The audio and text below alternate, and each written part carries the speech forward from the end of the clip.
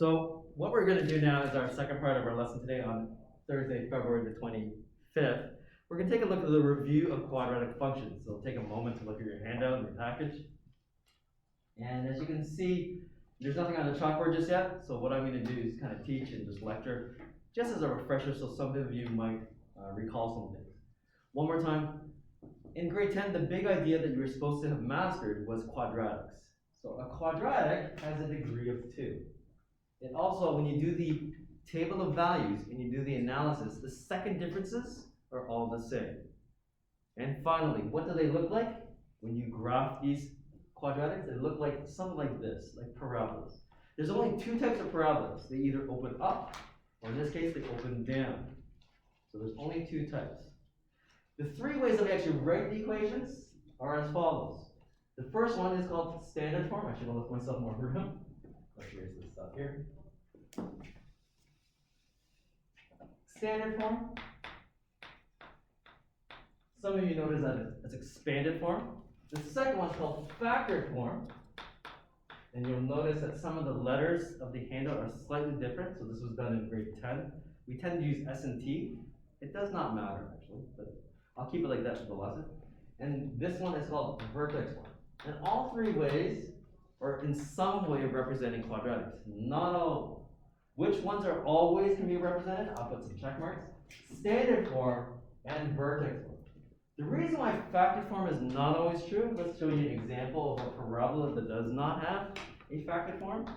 It could be a parabola something like this. A nice wide one, but this one has no real roots. Which gives me back to the diagram.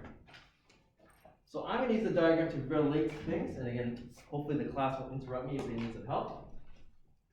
These are called roots. X-intercepts or zeros. I like using the word roots, but they are called zeros because it's when the y-coordinate is 0. What's this point in red that I'm pointing to? A lot of you know this is called the vertex. Sometimes this vertex is called the maximum or minimum. In this example, this is a maximum. A maximum. In this example, the one in blue, the vertex is probably here, and that vertex is a minimum. Minimum. Finally, all parabolas, I'm going to put this in green, all parabolas have a y-intercept. In this example, I didn't mean to put them all on the same side, but they all have a y-intercept eventually. We're obviously interested in the vertex and the roots and sometimes the y-intercept, right? Or other conditions. Specifically, and it says in your handout, the one in C here, let me just rewrite this again. It is in your handout. So when you have it like this, the standard form, C is the y-intercept. It's that value. Notice you can actually calculate it when x is equal to 0. You plug in x is 0, that's what you get. That's the y-intercept. So that's the green one. Factored form, notice when they hand it, it looks like this. And I don't think a lot of you are getting discouraged or weirded out. It's just the way that this particular handout is saying that the S and T are now M's and N's. So a lot of you already know the roots, zeros, or x-intercepts. In this way, notice I think a lot of you can solve it. The one of them is going to be negative M in this example, and the other one is going to be positive M. And finally, the vertex form, which is underneath. Notice I just changed P and Q. The P and Q, or the H and K if you were taught, hopefully it's not distracting you. You won't hurt my feelings if you decide to use H and K. The P and Q are the coordinates of the vertex. So that's the red part here. And that of course tells us the coordinates that follow. Now there's something extra that a lot of you realize. All parabolas are symmetrical. So a lot of you remember doing something like this. And this is called the axis of symmetry. Why is this important? The one in blue is not the great example. It's the one in the yellow one. a lot of you know that it's supposed to be equidistant from this root and that root, right? Equidistant, meaning the same distance away from each other.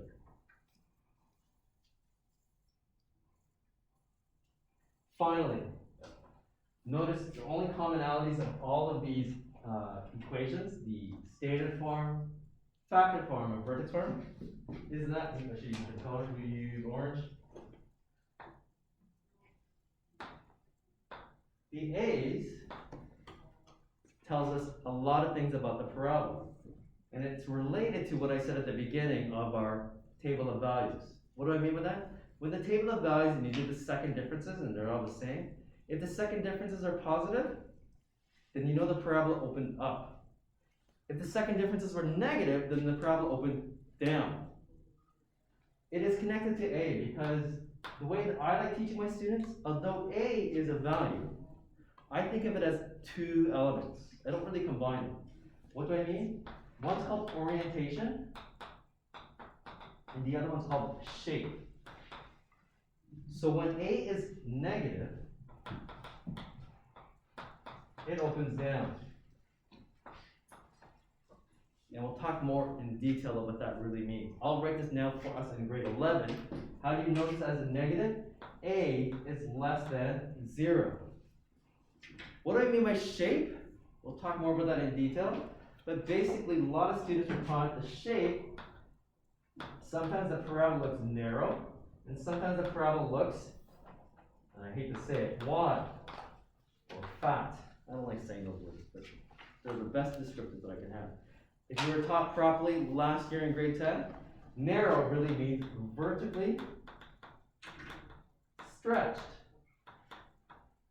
Wide means vertically compressed. And some of you actually understand what I'm doing. When A is greater than 1, that means it's when it's vertically stretched or narrow. And when it's wide, notice what we're doing? In between 0 and 1, basically a fraction or a decimal. Okay? So we're going to stop there. But as we work through this whole package online and for the next days, and hopefully by next class, I will finish this whole thing and review how to graph.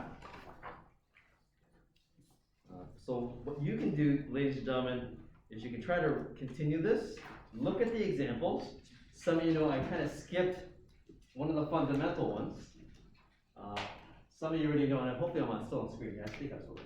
Y equals x squared. Do you guys remember how to do the table of values for this? If x is -2, -1, 0, 1, 2. Does anyone actually know what the outputs would be? Just like that? If you don't remember, that's okay. You can still calculate. Anyone actually know the answers to these? Really easy. Most students did this in grade 10. Anyone know? Someone do the mental math? Mary Ann, is your hand? Sorry. Well, like, what do you just square them? Yes. So it's like saying this, right? What's f at -2? 4. Thank you. How about this one? 1. Thank you. 0. Yeah. 1. 4. And this is the parent function. So what's some of this, right? 0, 0. 1. Sorry, -1 and 1. -2 and 4. And some of you realize, hey, wait a second, Mr. Chen, you've seen this diagram before. Right? Maybe don't have memorized it, but. And that's what this looks like. It opens up, has a vertex of 0, 0. And this one is neither narrow nor wide. And this one is the parent or base function. And A is equal to. You guys remember doing this? Sort of? Yes, no, maybe so. Okay. Don't feel bad if you haven't. It takes some time to digest. Obviously, there's a lot more stuff we have to do, but this was just a refresher to make sure you guys have the capacity to kind of relearn it, to revisit it.